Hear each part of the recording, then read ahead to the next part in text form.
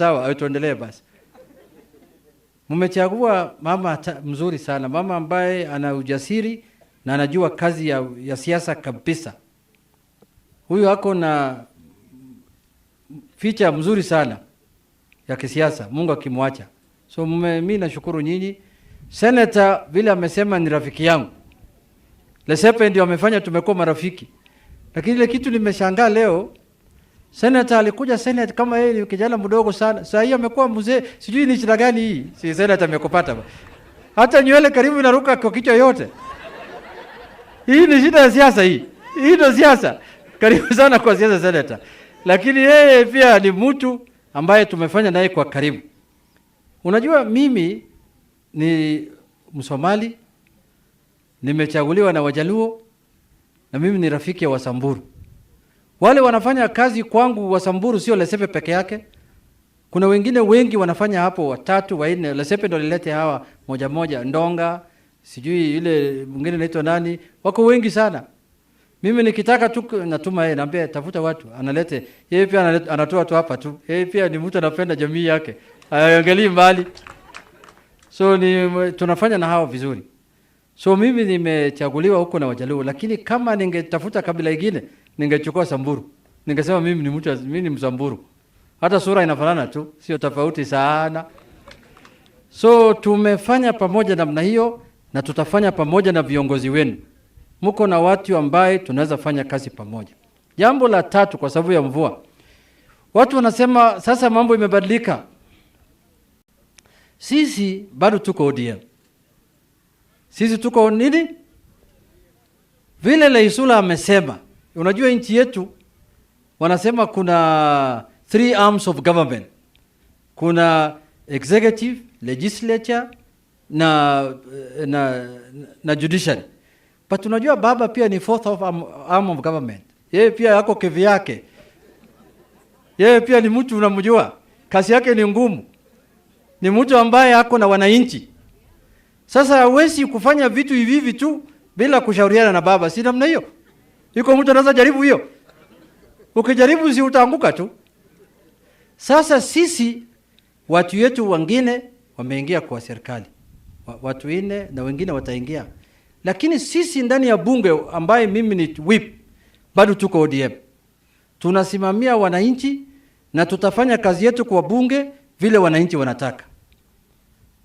Na lazima serikali ambaye hata kama wale wametoka kwetu wameenda wasipofanya mambo kwa manufaa ya wananchi bado tutapinga tu. Bado tutapinga. Lazima wafanye mambo kulingana na vile wananchi wanataka. Tumeelewana hiyo? So sisi kama ODM tutakuwa na chama chetu cha ODM. Kiongozi Raila Amolo Odinga. Unajua juzi niliona Biden akiongea akisema ya kwamba ile kitu itamtoa kwa hii maneno ni Mungu akikubali tu. Sisi pia tuko namna hiyo na Raila. Ni Mungu tu anatoa yeye, sio sisi. Sisi hatuna nguvu ya kutoa yeye. Yeye ndio baba yetu, yeye ndio kiongozi yetu. Lakini sisi kitu ambacho naye ni ubaguzi. Hata sasa ile serikali imetengenezwa, watu wanasema hawa ni watu wa Azimio, hawezi kuwa kwa serikali. Hawa ni watu wa sijui kabila fulani, hawezi ingia kwa ofisi. Sisi hii ni ushuru yetu.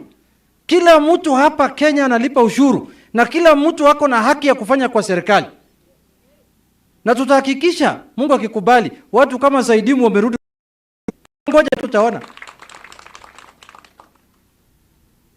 Kwa sababu sisi tunataka kila mtu ajisikie yeye ni Mkenya. Wale ambaye hafai kwenda kwa siasa, kwa serikali, wawache watu kama sisi tupige siasa. Sisi hatuna haja na serikali. Sisi tutapiga tu siasa hapa nje kwa matanga namna hii.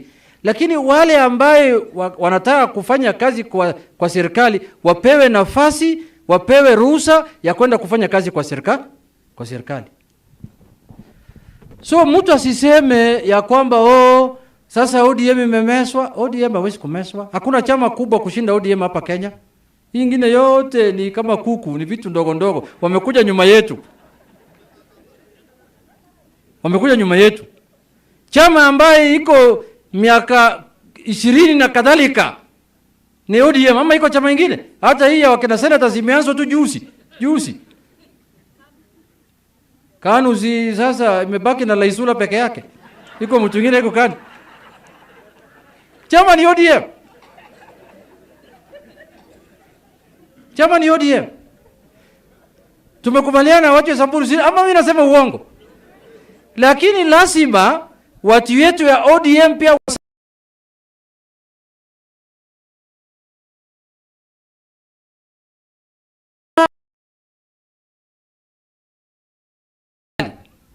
yule mtu ya ODM ambaye ako na ujuzi kama John Mbadi, mtu amesoma sana mambo ya hisabu, mambo ya finance. Kama yeye anataka kwenda kusaidia serikali, aende tu asaidie. Mtu kama Oparanya, mtu amesoma sana sijui nini, aende asaidie hawa. Kwa sababu wanahitaji ujuzi, si wanahitaji ujuzi. Waende asaidie hawa tu. Lakini sisi bado tuko hapa tunapima.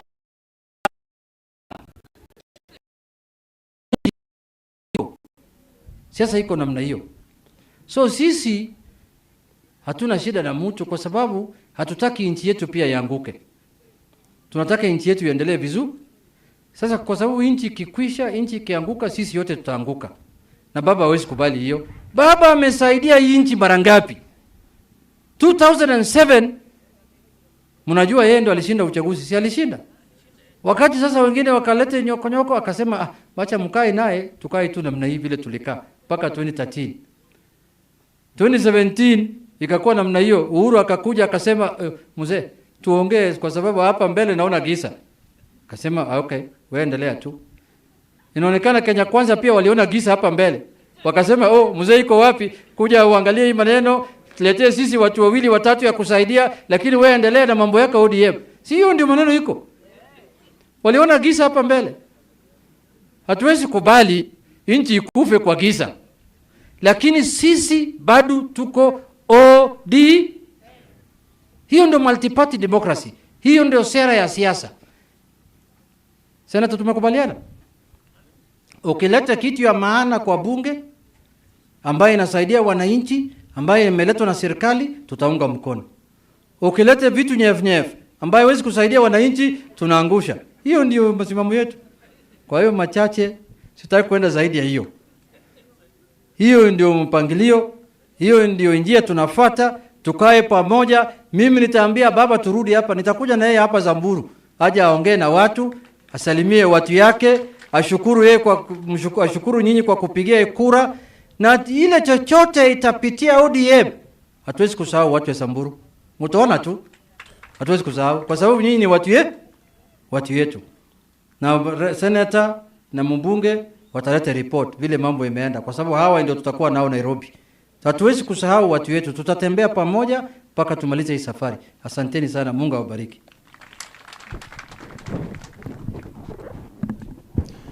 Asante oleng.